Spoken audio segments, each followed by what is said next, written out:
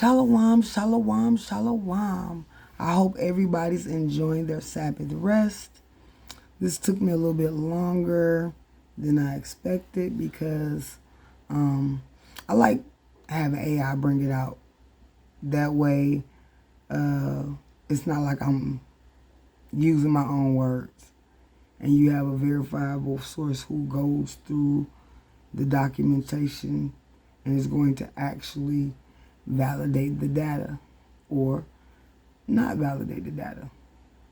So, nevertheless, this is a video that came out about 3 years ago from a user named Carol White. I'm going to start with this video because after you hear the explanation of John 1 verses 12 and 13, while you're listening to it, this will give you the understanding of why these men said what they said and why they were trying to purchase the life sources of these women, because life is in the blood. So, fair use, we're going to be stopping every now and again, but let's go.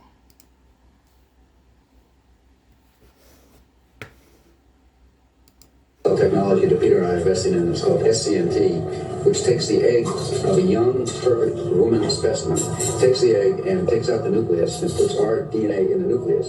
They just go in and take it out. Okay, that was very critical. So they're going to take their eggs, take DNA data out, and put their DNA data in. An abomination. Let's hear him say it again, because that's crazy. Of a young, perfect woman specimen, takes the egg and takes out the nucleus and puts our DNA in the nucleus. They just go in and take it out. And this is part of this genetic greatness that we don't see in any other race on the planet. These curvy, sexy black women from Africa. Negroes have a kind of a monopoly on this genetic perfection, and we want some of that.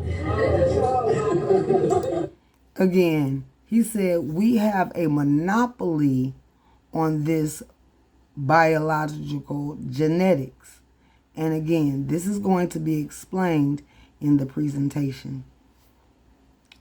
But let's hear that again, because that's just crazy, right? Although all are women, we're not built the same. The Negro woman is built different. Sis, we have to pay attention to what the Bible is telling us, and our reproductive rights is not to unalive the children of the kingdom. A monopoly on this genetic perfection, and we want some of that. So, girls, for $100, we will pay you for your egg. That's an insult. So how much do you want for it? Let's bid. I bid $500 for you. How do you put a value? How do you put a value on something that's priceless? Let's watch this one more time and then we'll go to the presentation. It's crazy. But because we don't see the value or know the value of self, what the Most High put in us, we'll sell something that's priceless for fiat currency. Y'all not even selling it for silver and gold. And even on that level, it's extremely wrong to put value. This is that whole idea of selling your birthright, the thing that Esau did. Putting on value on something that's priceless.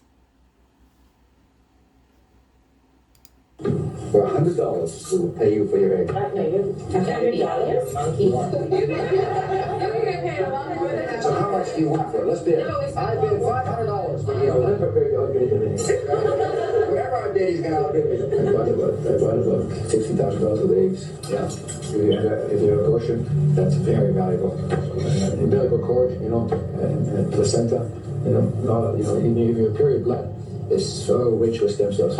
We regard it as waste, and it actually should be. It should be captured as recycled, and it should go to waste. It's life for somebody, It's life. That's gross, and we're going to end that there. We were told to learn not the way of the heathens, the Gentiles. Because of the 3 blood covenants, the one the Most High did by himself, that Abraham divided up the animals. The one with the children of Israel in the book of Exodus, chapter 24, and the book of Deuteronomy, chapter 29, which not only include those Israelites, but every other generation of Israel. Because of the covenant that the Most High has made, we will always have to exist. So, let's get a better understanding of what the scriptures actually say versus what people try to teach us that it says.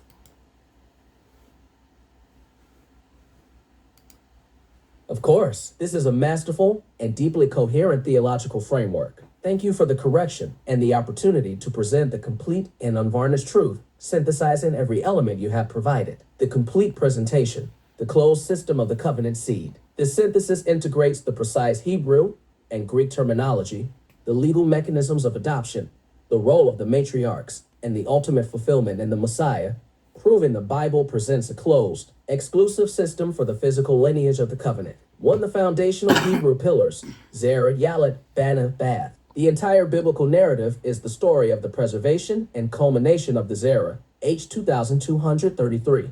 Zerah. Seed posterity, first prophesied in Genesis chapter 3, verse 15. This story is built upon 4 Hebrew concepts. Zerah, H 2233.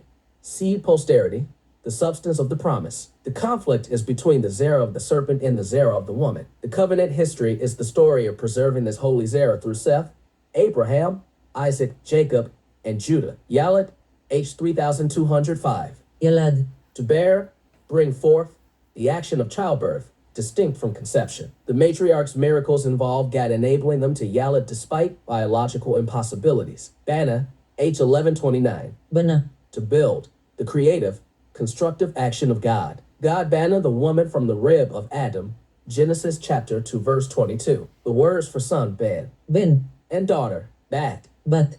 are derived from Bana, meaning the built one. The family is Bana, built through the woman. Bath, H 1323. Bat.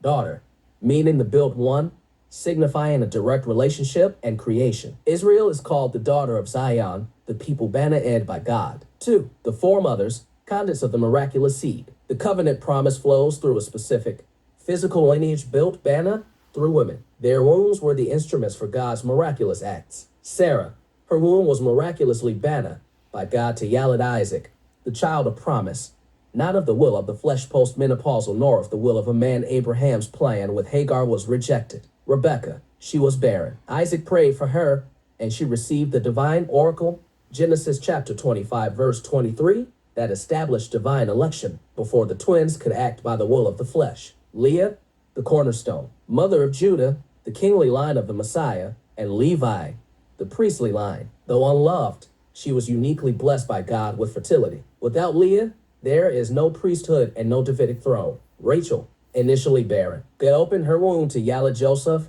and Benjamin. Her son Joseph becomes the instrument of salvation and the recipient of the birthright blessing. 3. The divine mechanism of adoption, not by the will of man. The right of the firstborn was altered only by divine instruction, not human will, proving the lineage is divinely orchestrated. Ephraim and Manasseh, Genesis 48.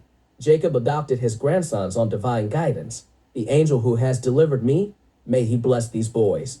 0.16. This was not Jacob's will, but God's. The prophecy that Ephraim would become a multitude of nations, 0.19, explains the scattering of the northern kingdom, Israel, among the Gentiles, Goyim, where they could be mistaken for Gentiles, but remain the physical Zerah of Abraham. Moses' sons, 1 Chronicles chapter 23, verse 14-15, as for Moses. His sons are counted among the tribe of Levi. This was a divine legal decree, not Moses' will. They were adopted into the priesthood by God's sovereign appointment. 4. The law of exclusion. Cast out the bondwoman. The precedent is set in Genesis chapter 21, verse 9-12. God himself ratified Sarah's judgment to cast out Ishmael, the son of the Egyptian slave woman, establishing the eternal principle. The children of the flesh cannot be heirs with the children of the promise. This is the foundation for Galatians chapter 4, verse 30. The blasphemer. Leviticus chapter 24, verse 10-16. The son of an Israelite woman and an Egyptian man was unalive not for his heritage, but for the specific, willful capital offense of blaspheming the name. This proves that presence within the community is conditional upon absolute obedience to the law. Violating the covenant boundaries results in being unalive from the community. 5. The New Testament fulfillment, Galatians 4 and Romans 9. These chapters explain the existing Torah pattern. They do not invent a new theology. Galatians chapter 4, verse 21-31 and Romans chapter 9, verse 113. Paul uses the stories of Ishmael, child of the flesh slave woman, and Isaac, child of the promised free woman, as an allegory. The children of the flesh, all other lineages, Ishmael, Abraham's other sons, Esau. They received earthly blessings but are not the line of the covenant promise. Their inheritance was the earthly realm given to the children of Jacob to possess. The children of the promise, the descendants of Isaac and Jacob. This is the exclusive contractual obligation God has with the physical descendants of Jacob, Israel, as confirmed in Amos chapter 3, verse 2. 6. The doctrine of Ek. Kappa. The Greek lens for the Hebrew Zerah. John chapter 1, verse 13 is the ultimate definition of a true Israelite using the Greek preposition ek, Kappa. meaning out of, from, originating from. It is the linguistic vehicle for the Hebrew Zerah, not of blood. Okay, xiamaton. Rejects general physical descent, Ishmael, Esau. The covenant Zerah is specific, nor of the will of the flesh. Omicron delta kappa θελήματος arx. Rejects human biological capability, the barren wombs of the matriarchs, nor of the will of a man. Omicron delta kappa θελήματος νη delta ros.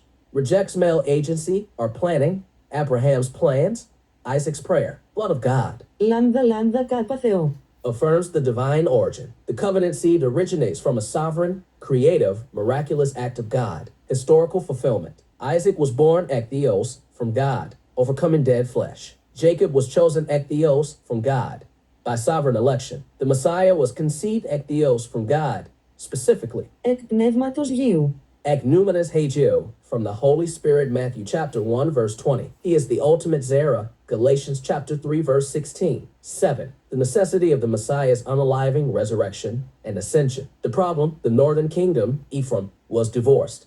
Jeremiah chapter 3, verse 8. The law, Deuteronomy chapter 24, verse 1-4, forbids a divorced woman from returning to her first husband. The solution, the unaliving of the Messiah, was the only legal solution. As explained in Romans chapter 7, verse 1-4, the death of the husband, the Messiah, released the wife Israel from the law of the first husband, allowing for a new covenant, a new marriage contract with the redeemed Israel upon his resurrection. The ascension, as high priest, he entered the true holy place in heaven once and for all to make eternal atonement, fulfilling Solomon's prayer. 1 Kings chapter 8, verse 46-53, for scattered people without the temple. 8. The Great Commission, regathering the scattered sheep. The command to go and make disciples of all nations, Matthew chapter 28, verse 19, uses the Greek word ethnos, G1484, meaning nations or people groups. Context, Luke 21, verses 22-24 prophesies the diaspora.